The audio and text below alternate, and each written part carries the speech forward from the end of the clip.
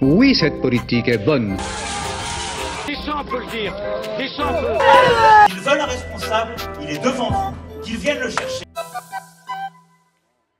C'est vrai que donc cette Violette là, elle était donc c'était une députée macroniste. Moi j'en ai vu plein parce qu'à un moment j'ai travaillé à l'Assemblée nationale et il y avait plein de députés macronistes. Donc je les voyais à la pause café, etc. Et donc je vois bien leur fonctionnement. Et les gens après l'émission m'ont dit comment t'as fait pour pas être fou de rage sur ce plateau et tout. Bah, moi en fait non, j'étais assez habitué. Je m'attendais à voir une nana comme ça qui est dans un mépris de classe pas possible, qui débite des arguments, voilà, et qui est dans une insensibilité sociale totale. Des lois qu'elle vote. Moi, j'ai vu ces gens trinquer. Moi, ça m'a une image qui m'est restée où je me suis dit non mais en fait, il n'y a rien à sauver. Je les ai vus trinquer à la buvette des parlementaires après avoir voté le projet de loi de financement de la sécurité sociale de 2017, qui est le projet de loi qui a été la pire économie sur notre système de santé et d'hôpital public des 30 dernières années. Ils ont trinqué avec du champagne et ils étaient heureux et fiers d'eux. À partir de là, ça interroge. On se dit, est-ce qu'ils se sont trompés? Alors ça peut, parce que comme c'est des projets de loi très techniques, c'est assez astucieux quand vous faites des plans d'économie sur l'assurance maladie. Le document dit que vous augmentez l'objectif, alors qu'en réalité il baisse par rapport à l'augmentation qui serait nécessaire, donc en fait vous le baissez. Mais du coup ils sont là, regardez, on a voté une augmentation. J'admets qu'il peut y avoir un malentendu, mais normalement c'est censé être des gens informés. Et puis ensuite il y a le fait qu'ils s'en foutent, parce que c'est des gens qui n'iront pas faire la queue aux urgences de l'hôpital Bichat, qui n'ont pas peur que leur grand-mère, quand elle y sera envoyée, pourra rester 48 heures sur un brancard et mourir seule là-bas. En fait, ils n'ont pas cette peur, et nous, on est de plus en plus nombreux à l'avoir. Et cette peur monte les échelles de la société, et eux, ils en sont toujours protégés.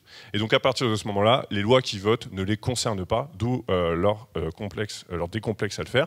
Et le rire de cette femme qui rit quand je lui dis « Ok, donc vous demandez des efforts aux gens, donc vous demandez à des aides-soignantes de travailler 2 ans de plus, donc vous demandez à des carreleurs de travailler 2 ans de plus », son rire, bon, c'est un rire de défense, c'est un rire pour déréaliser ce qui est en train de se passer. Je pense que c'est des gens, ils ont besoin de vivre dans l'illusion que quand même, globalement, ils font le bien.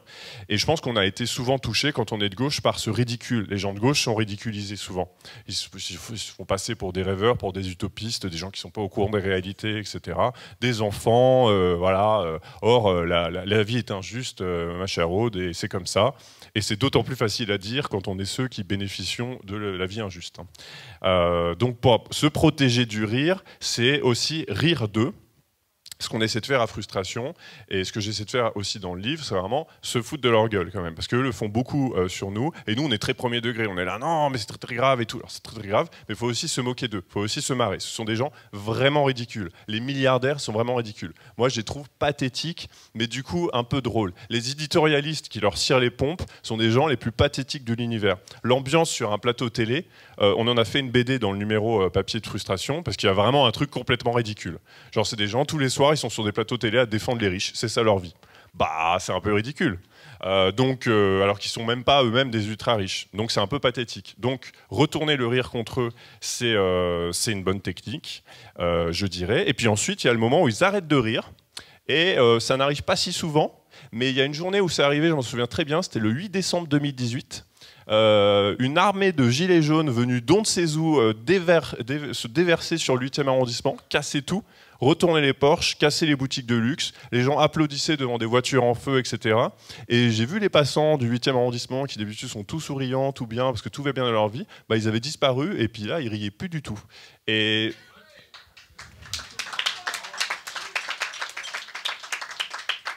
bah quand même, il faut garder ça en mémoire, parce qu'on n'en a pas tant que ça, des souvenirs comme ça, ces 40 dernières années.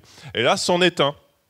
C'en est un, et ils riaient plus du tout. Et le soir, sur les plateaux télé, ils étaient tous blêmes, alors que c'est leur boulot de dire que tout va toujours bien. Mais là, ils n'avaient jamais vu ça, ils avaient très très peur.